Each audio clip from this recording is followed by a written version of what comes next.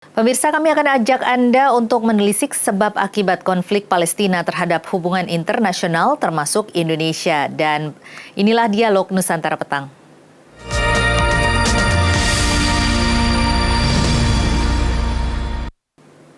Saat ini kami sudah terhubung dengan Yon Mahmudi, Kepala Prodi Kajian Timur Tengah dan Islam Universitas Indonesia. Selamat sore, Mas Yon. Selamat sore, Mbak Tasa. Iya, Mas Yon, seperti kita ketahui bahwa konflik Israel dan Palestina sudah berlangsung berdekade-dekade dan tentunya sudah memakan banyak sekali korban, termasuk juga korban sipil. Ini apa menurut Anda yang kira-kira bisa menjadi solusi begitu? Ya, saya melihat bahwa solusi yang paling mendasar adalah berkaitan dengan pendudukan. Bahwa pendudukan dan pembukaan pemukiman baru itu harus segera dihentikan. Karena kalau tidak, ini akan terus-menerus terjadi, di mana Israel menganggap bahwa pemukiman baru itu merupakan bagian dari strategi mereka di dalam hal mengokohkan kekuasaan dan kekuatan negara Israel. Pada satu sisi bahwa kebijakan ini adalah jelas-jelas melanggar aturan dunia internasional, termasuk juga ditentang oleh PBB. Oleh karena itu, agar ini tidak terus-menerus terjadi, sebagaimana juga disampaikan oleh pemerintah kita, bahwa ini peristiwa yang berulang-ulang, karena tidak ada tindakan yang tegas yang bisa meminta atau kemudian menghentikan segala upaya berkaitan dengan pendudukan. Nah, pendudukan pemukiman baru itu berdampak kepada pengusiran warga setempat, terutama yang ada di Yerusalem dan tepi barat. Nah, pengusiran itu saya kira akan memicu persoalan, menimbulkan tindakan kekerasan, bahkan kemudian ada penembakan, dan ini akan terus terjadi apabila tidak segera dihentikan. Secara hukum internasional, apa saja yang dilanggar Israel selama pendudukannya di Palestina, Mas Yon? Jadi wilayah tepi barat termasuk Yerusalem, ya itu kan ditentukan sebagai wilayah yang disebut dengan occupied land, yaitu wilayah yang diduduki, yang merupakan status quo yang tidak boleh diubah. Nah, kebijakan pendudukan yang mengarah kepada aneksasi itu pada akhirnya kan akan mengubah status wilayah pendudukan itu ya menjadi wilayah Israel. Nah, ini saya kira pelanggaran yang mendasar, termasuk hak bagi warga Palestina untuk tinggal di wilayah mereka. Nah, mereka terusir akibat dari pemukiman-pemukiman baru yang dilakukan oleh pemerintah Israel. Ini saya kira pelanggaran mendasar yang harus kemudian bisa diselesaikan. Ini penyelesaiannya seperti apa seharusnya?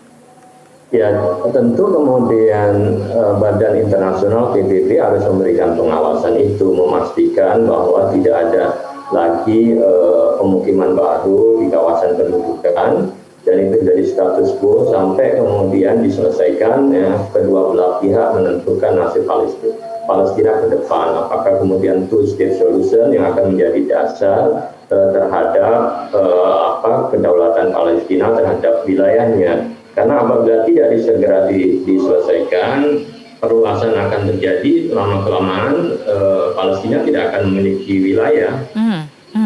Ini sebenarnya kan masing-masing negara baik Palestina maupun Israel ini memiliki pendukung-pendukung sendiri begitu ya.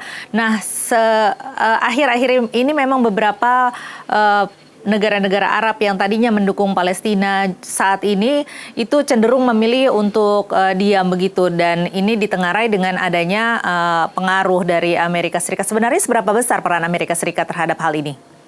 Ya, Amerika Serikat itu kan sebagai kekuatan hegemoni ya di kawasan Timur Tengah, sehingga negara-negara yang bersahabat dekat dengan Amerika otomatis juga harus dekat hubungannya dengan Israel. Maka oleh karena itu beberapa normalisasi berhasil dilakukan ya negara-negara Teluk, termasuk juga Arab Saudi, walaupun tidak melakukan normalisasi tapi hubungannya kan sangat dekat dengan Amerika. Nah, persoalannya adalah Amerika tidak menggunakan wewenangnya, kekuatannya untuk menekan Israel agar segera menyudahi kekerasan yang terjadi. Diharapkan dengan itu maka persoalan Palestina untuk segera diselesaikan. Nah, upaya saya kira political will dari Amerika saya kira sangat diperlukan ya di dalam hal menstabilkan wilayah ini. Iya. Kita kalau berbicara mengenai Hamas ini kan sebenarnya merupakan kelompok yang juga tentunya tidak selalu sejalan juga begitu ya dengan Palestina ya, merupakan kelompok militan yang juga istilahnya merupakan garis keras begitu ya. Nah, seberapa besar atau bagaimana pengaruh dari kelompok Hamas ini untuk dalam Palestina mencapai tujuannya? Ya, di Palestina memang ada dua kekuatan, Fatah dan Hamas. Ya, Hamas kemudian mengambil cara diplomasi untuk menyelesaikan masalah Palestina, sementara Fatah ya, maksud saya yang mengambil cara diplomasi. Kemudian Hamas menganggap bahwa cara-cara diplomasi itu dianggap tidak memiliki hasil yang optimal ya, karena mereka ketika melalui proses pemilu 2004 yang lalu kemudian kan kekuasaannya kemudian dihentikan. Nah, sementara itu kekuatan Hamas itu kan ada di Gaza. Nah, ini Gaza merupakan kawasan yang bebas dari pengaruh Israel karena pasukan Israel telah ditarik dari wilayah Gaza. Sementara wilayah tepi barat itu sebagian besar dikuasai oleh Fatah. Nah, perkembangan sekarang sebenarnya kita melihat tren yang agak bagus sebelum terjadi persoalan kekerasan kemarin dan berujung kepada pengeboman yang ada di Gaza ya, yaitu Mei ini sebenarnya harusnya dilakukan pemilu ya yang ada di Palestina, tetapi kemudian itu pemerintah Israel Netanyahu kurang mendukung adanya itu dan dikhawatirkan Hamas akan menguat karena faksi Fatah sendiri sekarang sedang terbelah. Nah, ini saya kira aspek politik juga yang mendasari terhadap penghancuran wilayah Palestina, saya kira. Iya, ini juga kabarnya rencananya akan diadakan pemilu begitu ya pada tanggal 22 Mei. Nah, ini kira-kira nanti akan seperti apa kondisinya, Mas Yon? Jadi saya melihat bahwa dipastikan bahwa pemilu akan gagal ya, karena infrastruktur sudah rusak dan juga eskalasi tidak bisa ditentukan kapan akan selesai. Dan ini juga seperti penolakan Netanyahu terhadap pemilu, meminta agar tidak dilakukan segera. Termasuk juga perselisihan sebelumnya, warga Palestina yang ada di Yerusalem juga tidak diperkenankan memungut suara, menyalurkan suaranya di wilayah Yerusalem, harus di luar itu. Artinya bahwa secara de facto ada pengakuan bahwa Yerusalem itu adalah wilayah Israel, sementara dunia internasional masih menjadikan wilayah itu sebagai wilayah status quo yang harus dinegosiasikan. Dunia internasional juga termasuk Indonesia juga melihat atau menyoroti hal ini, termasuk juga Indonesia yang melakukan sejumlah langkah-langkah dan upaya untuk membantu konflik ini segera terselesaikan. Nanti kita akan bahas mengenai bagaimana peran Indonesia dalam konflik ini. Di segmen berikutnya, Mas Yon, kita harus jeda dulu. Pemirsa, tetaplah bersama kami. Dialog Nusantara Petang akan kembali sesaat lagi.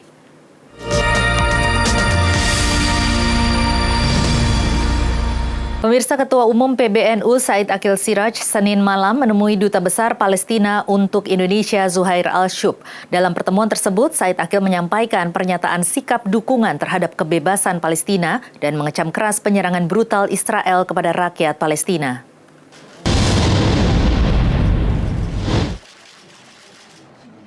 Dengan didampingi Sekjen PBNU, Ketua Umum PBNU Said Aqil Siraj menyambangi kediaman Duta Besar Palestina untuk Indonesia, Zuhair Al-Shub, di Jalan Garut Menteng, Jakarta Pusat. Dalam pernyataan sikapnya, Said Aqil mengutuk dan mengecam keras agresi militer Israel yang telah memporak-porandakan Palestina, yang mengakibatkan 188 warga sipil meninggal dunia dan 1.000 orang lebih mengalami luka-luka. Said Aqil menambahkan, serangan Israel ke Palestina merupakan tragedi kemanusiaan yang tidak bisa ditolerir. Untuk itu, Ketua Umum PBNU mendorong pemerintah Indonesia untuk menggalang dukungan dan mengambil upaya penting dalam mewujudkan kedaulatan Palestina, sekaligus mengakhiri konflik kemanusiaan yang terjadi di Palestina. pernyataan sikap hentikan agresi militer Israel di Palestina untuk mengakhiri krisis kemanusiaan. Menyaksikan dan mencermati peristiwa yang semakin memanas antara militer Israel dan pejuang Palestina yang telah memakan korban 188 orang warga sipil, termasuk wanita dan anak-anak, serta 1.000 lebih korban luka-luka dan bangunan yang porak-poranda, kami menegaskan, pertama, mengutuk dan mengecam keras agresi militer Israel yang telah porak-porandakan Palestina. Sementara itu, Dubes Palestina untuk Indonesia, Zuhair Al-Shub, berterima kasih atas dukungan pemerintah dan rakyat Indonesia kepada Palestina. Menurut Zuhair, Palestina akan mempertahankan Masjid Al-Aqsa dan Yerusalem secara abadi tidak akan keluar dari Palestina. الذي شرفنا اليوم مع الوفد المرافق معه لنقل رسالة تضامنية لنقل رسالة تدلل على موقف الشعب الإندونيسي في نصرة ومساندة الشعب الفلسطيني الذي اليوم يواجه الترسانة الإسرائيلية والأطرسة الإسرائيلية. Dubes Palestina juga meminta komunitas internasional untuk mengambil langkah-langkah yang diperlukan demi membantu menghentikan pelanggaran HAM dan kejahatan perang yang dilakukan oleh Israel. Dari Jakarta, Ihsan Riansah, Nusantara TV melaporkan. Pada pertemuan luar biasa Organisasi Kerjasama Islam OKI yang membahas isu agresi Israel ke Palestina, Menteri Luar Negeri Retno Marsudi menyampaikan bahwa Indonesia mengecam keras semua tindakan yang dilakukan Israel.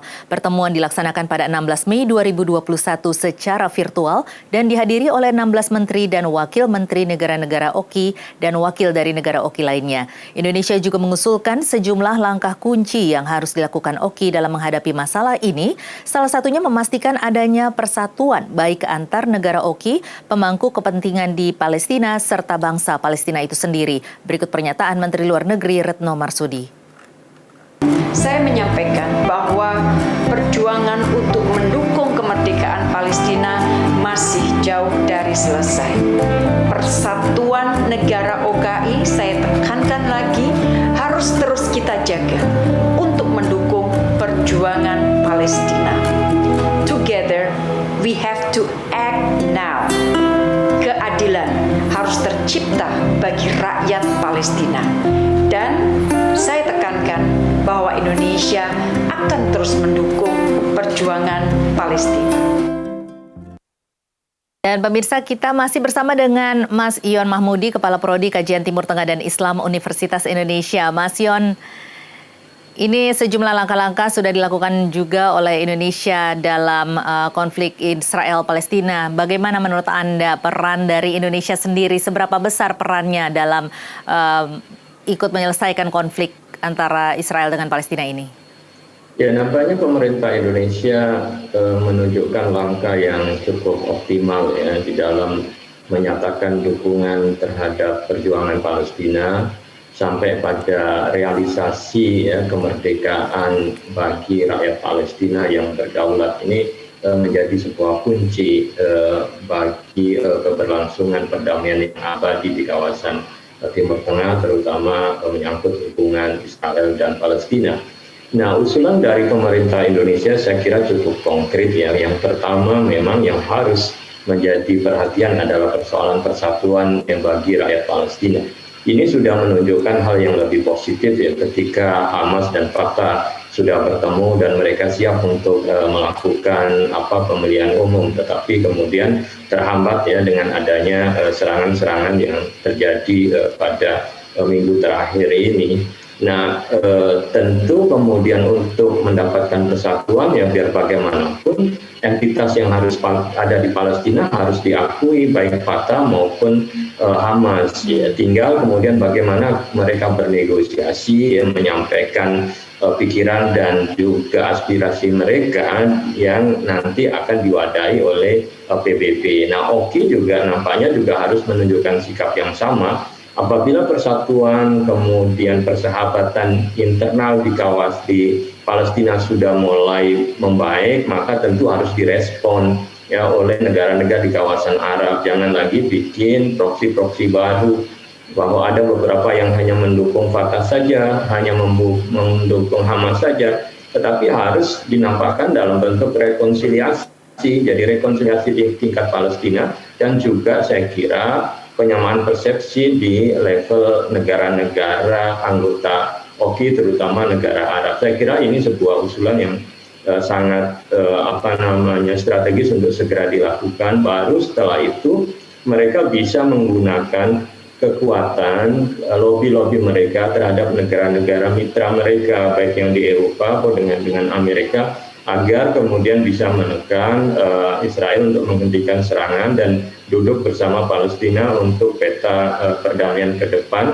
mewujudkan langkah-langkah menuju two-state solution. Nah, two-state solution yang sudah digaungkan oleh pemerintah Indonesia berkali-kali disampaikan, yang merupakan salah satu alternatif solusi yang bisa dijalankan, ya harus segera kemudian dibuat langkah-langkah yang lebih terukur ya, agar kedepannya perdamaian ini bisa segera dicapai oleh kedua belah pihak. Ini artinya langkah-langkah yang lebih terukur ini dilakukan oleh masing-masing negara atau oleh kita dan negara-negara pendukung lainnya? Ya, masing-masing negara saya kira tadi ya menggunakan kekuatan lobbynya, kemudian melalui baik itu di OKI, jadi OKI bisa juga membuat working group ya, siapa anggota yang kemudian ditugaskan untuk mengawal ya berkaitan dengan solusi two-state solution, kemudian dibawa ke Dewan Keamanan PBB ya, yang itu akan melakukan pemantauan terhadap pelaksanaan ini, atau juga bisa melalui negosiasi perundingan yang diinisiasi oleh Amerika misalnya ya, dalam bentuk seperti yang sudah dilakukan dalam bentuk normalisasi, tetapi ini dalam kaitannya hubungan Israel dan Palestina ke depannya.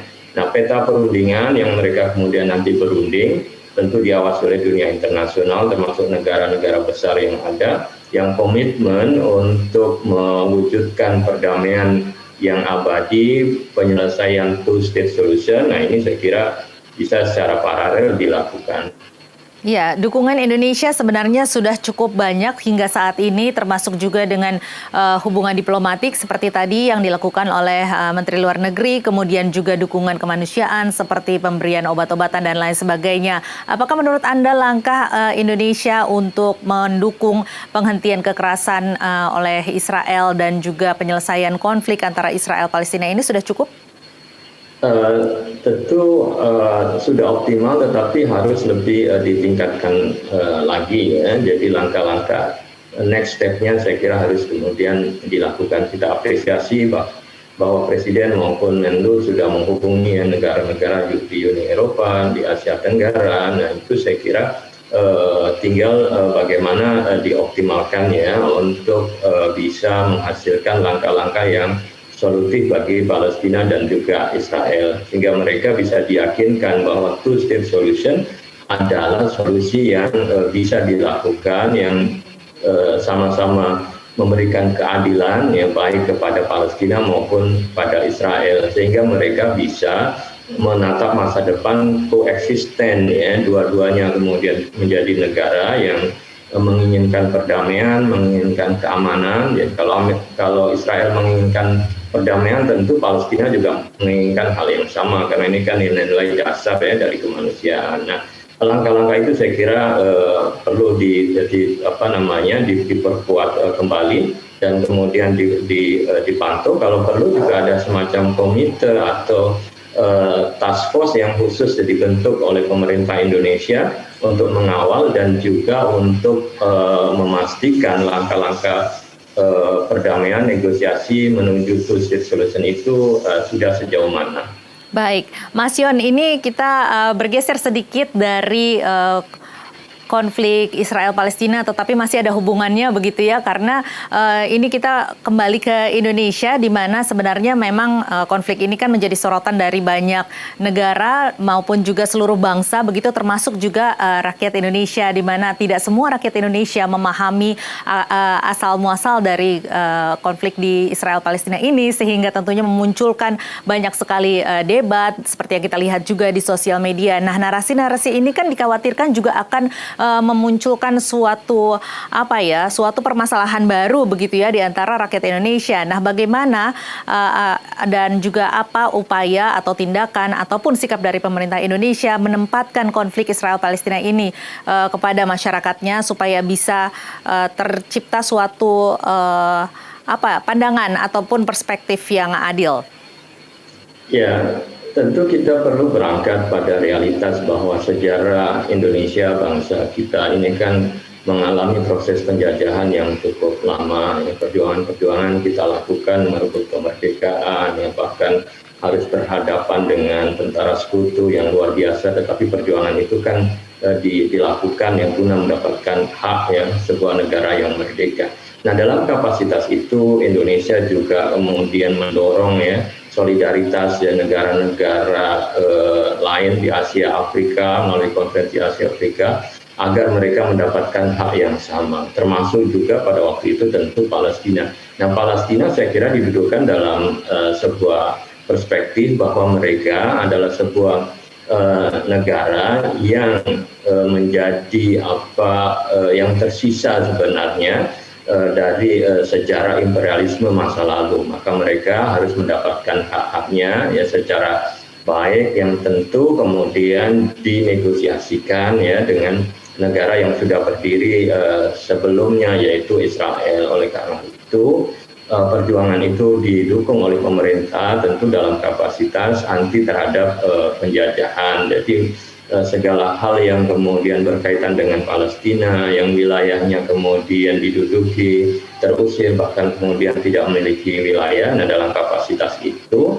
pemerintah Indonesia menunjukkan solidaritasnya yang mendukung ya, dan tidak ada kaitan dengan hal-hal yang lain yang bisa memecah belah bangsa Indonesia, bahwa jangan kemudian ini disikapi sebagai perang agama antara Yahudi dan Islam ya, karena sesungguhnya yang terjadi adalah orang-orang yang terjajah dan penjajah, karena yang terusir itu juga tidak hanya orang-orang Arab Muslim, tetapi juga orang-orang Palestina Nasrani juga melakukan hal yang sama, dan mereka menginginkan sebuah negara yang merdeka, baik yang Muslim maupun juga yang Nasrani dan juga agama yang lain ya, yang ada menjadi warga negara Palestina. Nah, dukungan kita tentu berkaitan dengan pemenuhan hak dasar, yaitu berkaitan dengan kemerdekaan yang memang mereka inginkan dan terbebas dari penjajahan. Saya kira begitu ya perspektifnya. Iya, seperti apa perspektif itu bisa ditransfer kepada masyarakat Indonesia supaya memiliki perspektif yang sama begitu? Ya, tentu pemimpin ya, bangsa ini harus juga menjelaskan ya bagaimana hubungan kaitannya dengan Indonesia Palestina, dan bagaimana sikap Indonesia dalam hal politik luar negerinya yang bebas aktif, anti terhadap penjajahan, anti terhadap eksploitasi dan lain sebagainya, yang menginginkan bahwa semua negara harus hidup sejajar ya dengan hak-hak yang dimiliki. Ya, dan juga tentu melalui pendidikan ya yang ada, sehingga kita dalam perspektif kenegaraan dunia internasional punya perspektif yang ya sama ya di dalam mensikapi persoalan di dunia pada umumnya. Jadi diperlukan pernyataan yang jelas, yang clear begitu ya dari pemerintah Indonesia terhadap rakyat Indonesia agar memiliki perspektif dan pandangan yang baik dan benar begitu ya terhadap konflik yang terjadi di Israel dan Palestina ini. Mas Yon, terima kasih atas waktunya dan telah bergabung bersama kami di Dialog Nusantara Petang. Ya, sama-sama Mbak Tasa.